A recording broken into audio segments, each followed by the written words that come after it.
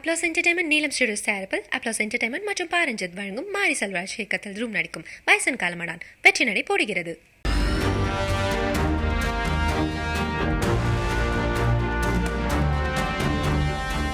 கடந்த 10 ஆண்டுகளில் இந்தியாவினுடைய டிஜிட்டல் பரிவர்த்தனைகள் 38 மடங்கு உயர்ந்திருக்கிறதாகவும் 2025 ஆண்டின் முதல் அரையாண்டில் நடந்த பரிவர்த்தனைகளில் 99.8% பேர் டிஜிட்டல் பேமெண்ட் முறையை கையாண்டிருக்கிறதாகவும் ஆச்சரிய தகவலை வெளியிட்டிருக்காங்க. முழுமையான டிஜிட்டல் பொருளாதாரத்தை நோக்கி இந்தியா வேகமா நகர்ந்திருக்கிறதா அப்படிங்கிறது குறித்தும் ரிசர்வ் வங்கி வெளியிட்டுள்ள அறிக்கையில வேற என்ன தகவல்கள் இடம்பெற்றிருக்கிறது என்பது தொடர்பாகவும் விவரிக்கிறதுக்காக இணைஞ்சிருக்காரு சிறப்பு செய்தியாளர் Bharathi Raja. Over to you Bharathi Raja. கடந்த 10 ஆண்டுகளில் 38 மடங்கு டிஜிட்டல் பேமெண்ட்டு உயர்ந்திருக்கு அப்படின்னு சொல்கிறாங்க. 38% இல்லைங்க, 38 மடங்கு அப்படின்னா ஒரு வருஷத்துக்கு கிட்டத்தட்ட 4 மடங்கு அதிகரிக்குது அப்படின்னு சொல்கிறான். சரி, இந்த அதிகரிக்கிறதுனால என்னென்ன நன்மைகள் இருக்குது, தீமைகள் இருக்குது அப்படின்றதெல்லாம் ஒரு முறையும் ரிசர்வ் வங்கி ஆய்வு செய்யும்.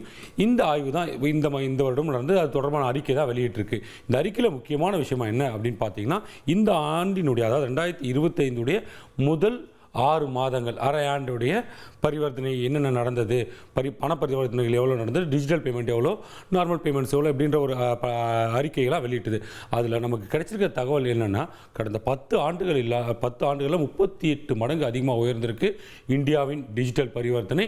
அது மட்டும் இல்லைங்க, கிட்டத்தட்ட 12,549 கோடி பேர் இந்த 6 மாதத்தில் மட்டும், அதாவது 2025 முதல் அரையாண்டில் மட்டும் அவ்வளோ கோடி பேர் 12,549 கோடி பேர் இந்த டிஜிட்டல் பரிவர்த்தனையில் ஈடுபட்டிருக்காங்க. இந்த டிஜிட்டல் பரிவர்த்தனை அப்படின்னா வெறும் யூபிஐ மட்டும் கிடையாதுங்க. நெஃப்ட்னு சொல்லுவாங்க, என்இஎஃப்டி, ஐஎம்பிஎஸ், என்ஏசிஹெச், அது மாதிரி நிறைய வழிமுறைகள் இருக்குது இந்த டிஜிட்டல் பேமெண்ட்டுக்கு.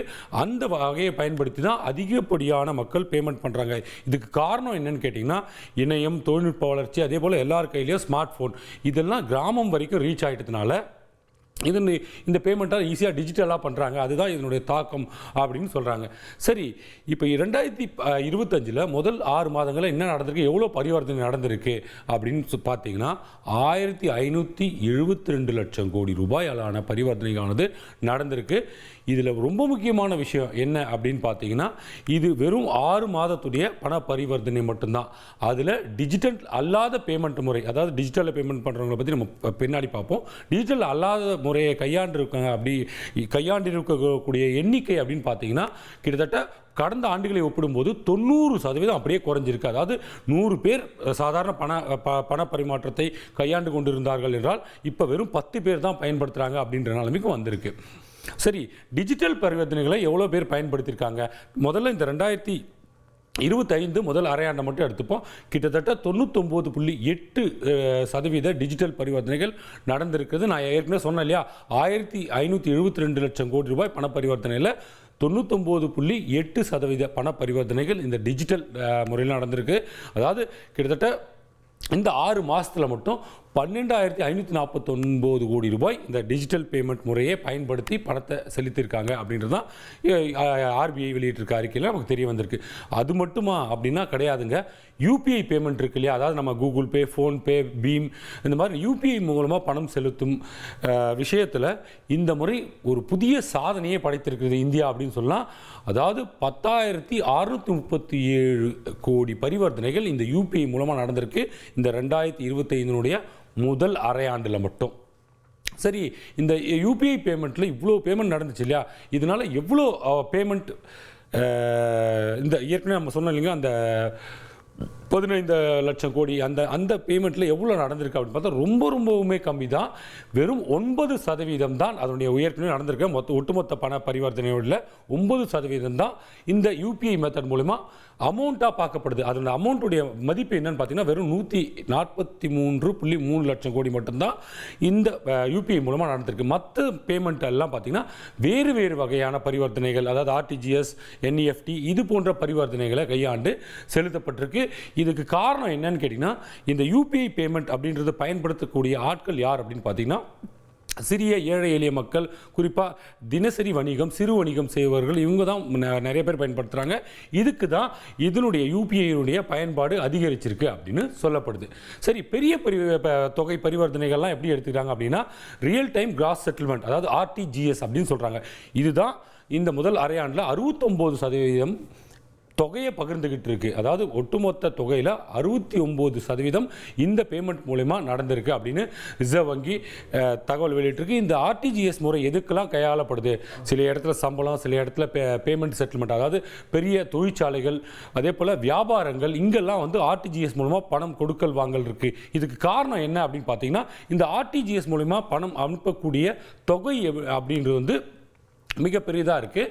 சரி, இதெல்லாம் பயன்படுத்தி அனுப்புகிறாங்க அப்படின்னா இதை மட்டும் கிடையாதுங்க. இதை தாண்டின என்ஏசிஹெச் இருக்காது. நம்ம இஎம்ஐ அப்படின்னு ஒரு விஷயம் சொல்லுவோம் இல்லையா, அதுவும் டிஜிட்டல் முறையில் தான் நடக்குது இப்போல்லாம். அந்த இஎம்ஐ அது போன்ற பல விஷயங்கள் இருக்குது. இதனால் டிஜிட்டல் பேமெண்ட் அப்படின்றது வந்து இந்தியாவில் மிகப்பெரிய ஒரு தாக்கத்தை ஏற்படுத்தியிருக்கு. குறிப்பாக டிஜிட்டல் பேமெண்ட்டில் இந்தியா இன்னைக்கு நம்பர் 1 பொசிஷனில் இருக்குங்க.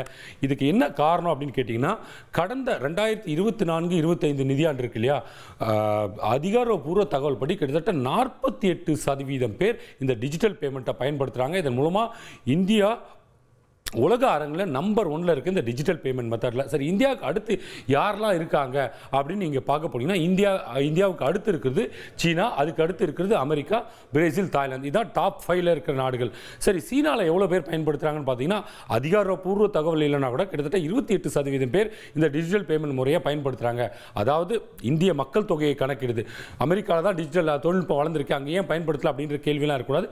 இருக்கிற மக்கள் தொகையில் எவ்வளவு பேர் எவ்வளவு தொகையை செலவிடுறாங்க தினசரி, இது எல்லாம் அடிப்படையாக செய்துதான் இந்த லிஸ்டிங் ஆனது தயாரிக்கப்பட்டிருக்கு. அதில் இந்தியா டாப் 1 இருக்குது. சரி, இது வந்து 2024-25 நிதியாண்டு. ஆனால் 2025-26 நிதியாண்டில் முதல் அரையாண்டு தான் முடிஞ்சிருக்கு. இந்த முதல் அரையாண்டிலேயே இந்தியா சாதனை படைச்சிருக்குன்னு சொல்லாங்க. ஏன்னா இப்போவும் அவர்கள் தான் நம்பர் 1 பொசிஷனில் இருக்காங்க.